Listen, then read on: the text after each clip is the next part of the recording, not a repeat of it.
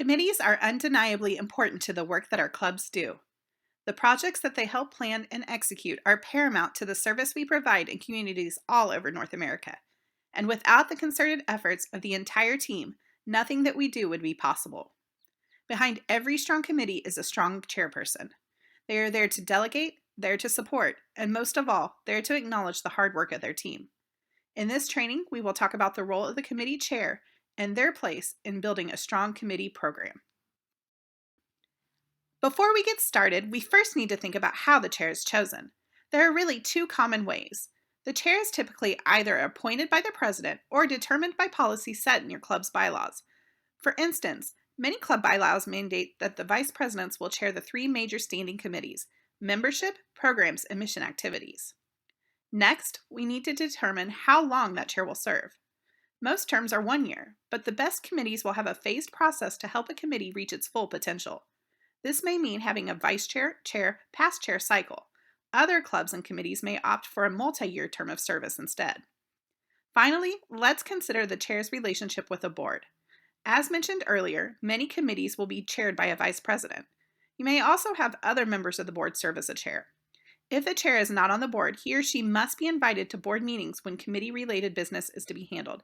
It is the best and most effective way to keep both sides well informed. So what makes a strong chair? Understanding these traits are your best bet for either becoming a successful chair yourself or helping your volunteer leader become one. Like most things in volunteer service, there's no magic formula to leading committee operations, but you'll need to make sure that the chair is friendly and warm. You want people to want to work with them. The chair must also expect and be prepared to accept criticism. It's a natural part of leadership, so knowing how to handle feedback without going on the defense is essential to setting a great example. Chairs should demonstrate good judgment. Your best leaders can be objective in their decision making. Likewise, they must be dependable and honest. Clubs want to know that they can trust what is supposed to happen is happening without any ill intent. And finally, as a chair, he or she should be a good communicator. They need to be clear and concise while still maintaining an air of enthusiasm. If a chair is able to hone all of these traits, they will better serve to translate ideas and plans into group action. Now let's get into the meat of what the chair should actually do. In many ways, the role of the chair is more important to the future of the club than the actual work of the committee. Leadership development is the result of opportunity and positive support.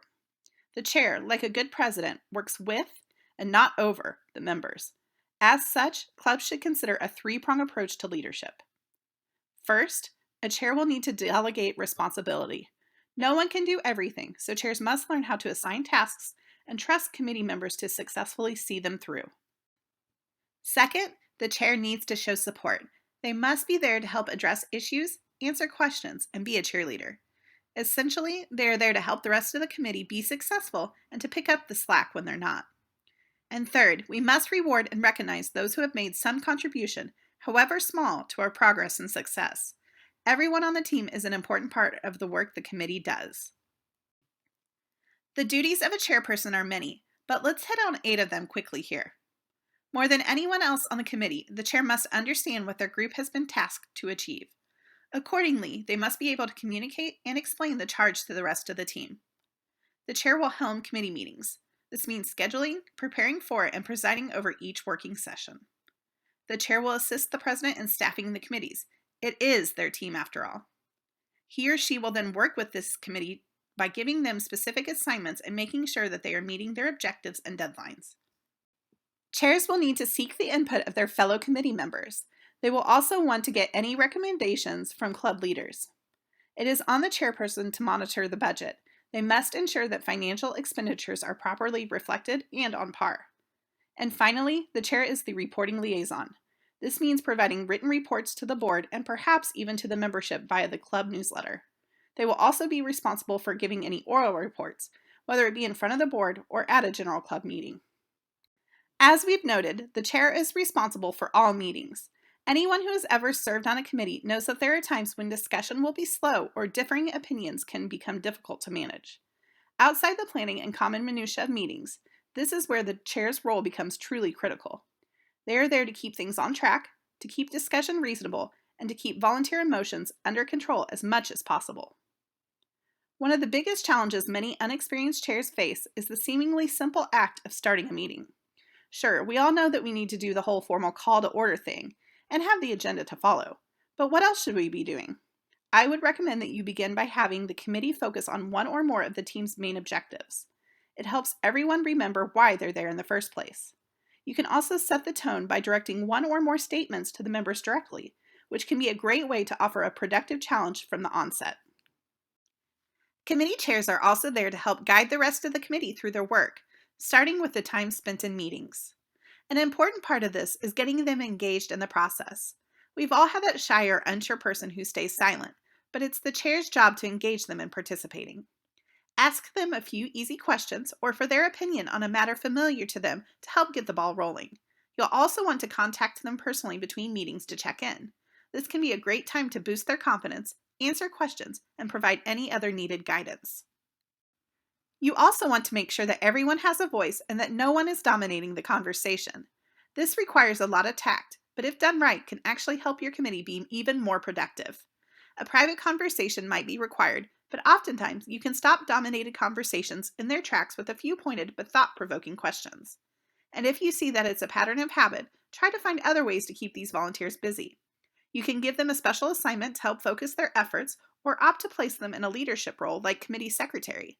If their attention is centered on taking minutes, they likely won't have time to take over the meeting. You may also find that there are times when you need to get the group excited about the task you're working on. One way to do that is to inject a little fun. It's amazing how a good joke or story can draw a parallel to the discussion at hand. You can even try a little bit of cheerleading sessions. Outline your victories and celebrate the importance of the committee's work. The last thing you can do to help your committee members is to maintain focus. Very few of us have time to waste, so spending long hours at ineffective meetings makes volunteering very unattractive. Instead, notice early on when conversation is starting to drift and bring it back on topic by reviewing the pertinent discussion that has taken place so far. You can also gently point out any specifics about the problem. Sometimes making people aware of what is happening is enough to correct the issue. One such issue are those inevitable side conversations that arise in group settings. We want to make sure that everyone is included, and these sidebars can disrupt the flow of the meeting and leave some feeling left out. To help break up the chatter and bring everyone back to the single conversation, try directing a friendly question to one of the talkers. This will get them back engaged in what you should all be discussing together. You can also ask them to share their ideas with other members. Just make sure to be inviting rather than confrontational. As we begin to wrap up this training, here are a few final tips. Encourage freedom of expression. You want people to feel free to speak up.